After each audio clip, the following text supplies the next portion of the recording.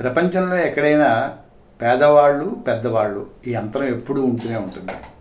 ముఖ్యంగా బ్యాంకు రుణాలు తీసుకోవడం అంశంలో ఈ మధ్యకాలంలో ఒక వార్త చాలా హైలైట్ అయింది. హైలైట్ అవ్వడం అంటే వచ్చింది, కానీ దాని గురించి ఎవరు పెద్దగా దేశ ప్రజలు కానీ ఎవరు ఏం పట్టించుకోవాలి.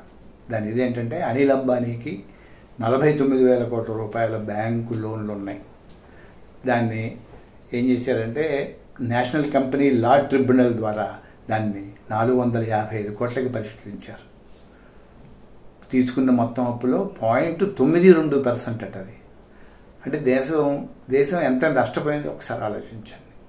బ్యాంకులు ఎంత నష్టపోయాయో, దాంట్లో అన్నీ ప్రజల సొమ్మే కదా.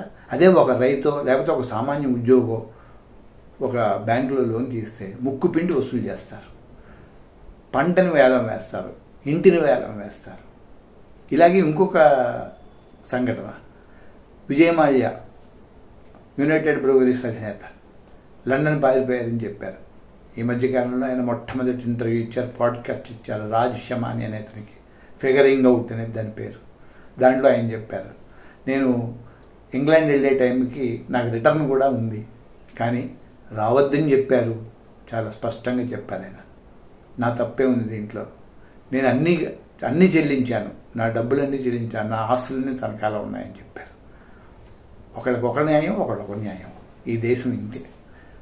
ఈ పరిస్థితి మారినంత వరకు ఈ దేశాన్ని కానీ మన కానీ ఎవరు బాగు చేయలేరు.